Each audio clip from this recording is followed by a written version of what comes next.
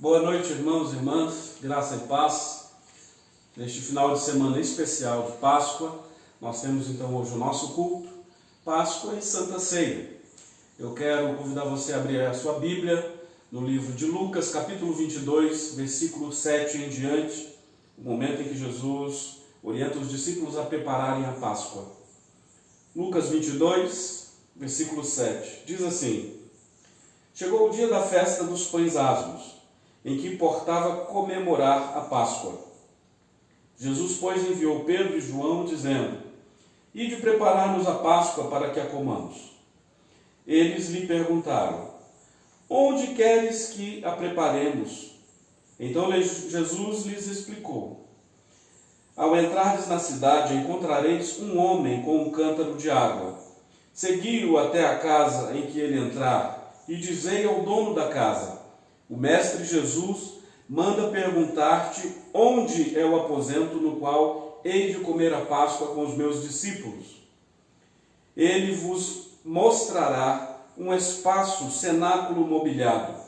Ali fazei os preparativos. E indo, tudo encontraram como Jesus lhes dissera e prepararam a Páscoa. Chegada a hora, pôs-se Jesus à mesa, e com ele os seus discípulos. E disse-lhes: Tenho desejado ansiosamente comer convosco esta Páscoa, antes do meu sofrimento. Até aqui. Amém?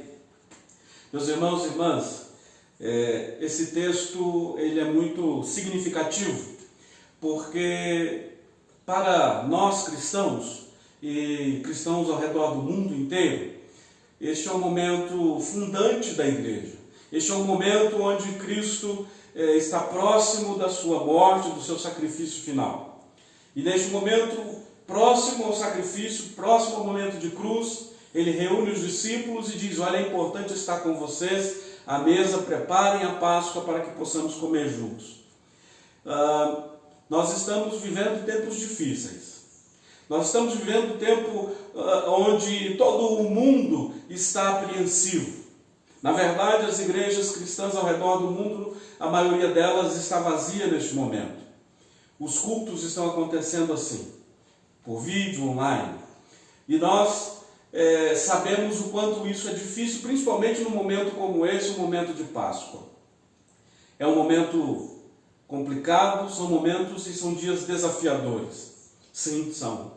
Mas também é uma oportunidade para que nós cristãos em todo o mundo possamos reavaliar muito das nossas atitudes, muito do que temos feito, muito do que temos vivido até aqui.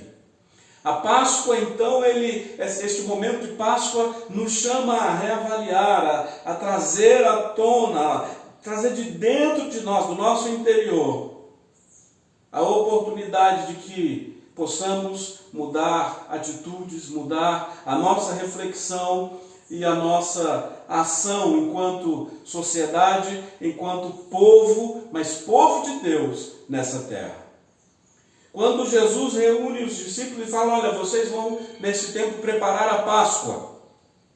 E diz, nos últimos versículos desse texto que nós lemos, ele diz assim: Eu estava ansioso. Ele está à mesa com os discípulos, serve o pão, o vinho, ali eles estão juntos preparando para comer aquele momento de Páscoa, para aquele momento de ceia. E Jesus disse: Olha, eu estava aguardando com muita ansiedade este momento. Eu estava aguardando ansioso este momento para comermos juntos. E sabe o que eu acho, o que eu penso? É que essa ansiedade de Jesus Cristo não era só aquela ansiedade temporal, momentânea e física, restrita àquele momento, àquela mesa e àquele cenáculo. Eu entendo assim, que essa ansiedade de Cristo é a ansiedade de Deus, a ansiedade eterna de Deus de resgatar o ser humano. Sim, porque a Páscoa ela tem um motivo. A Páscoa é a libertação desde os judeus lá no Egito, como para nós os cristãos, ela é o resgate, é a libertação das garras do pecado e da morte. E este pecado foi introduzido no mundo por causa do ser humano. O desejo de independência, a negação de Deus, o desejo de viver uma vida dominada por si mesmo. Então isso gera um pecado. O ser humano diz: olha, eu não quero, eu não dependo, eu não preciso do Senhor, eu posso viver a minha vida sozinho.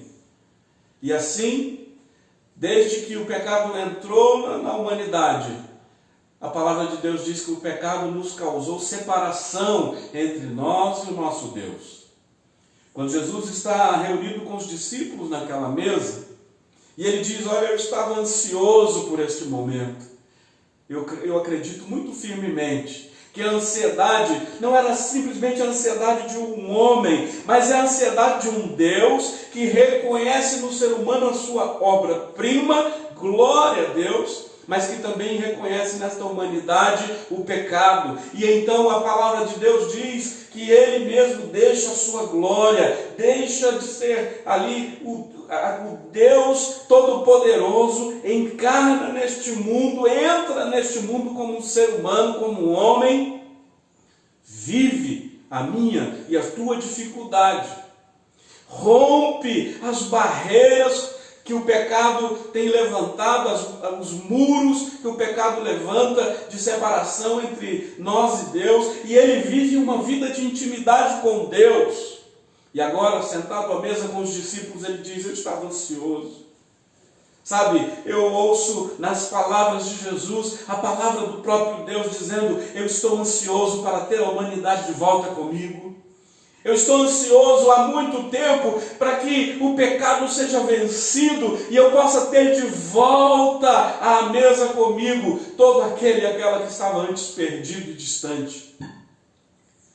A palavra de Jesus dizendo: eu estava ansioso por este momento, é a palavra que ecoa ainda hoje. É a palavra de Deus dizendo: eu quero o meu filho de volta.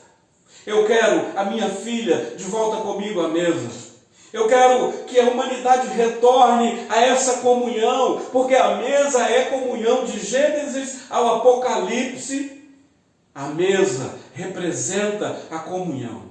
Por isso, a mesa na igreja metodista é central no altar, porque nós entendemos que a palavra de Deus coloca a comunhão, a possibilidade do homem ter ligada a sua vida de novo à vida de Deus.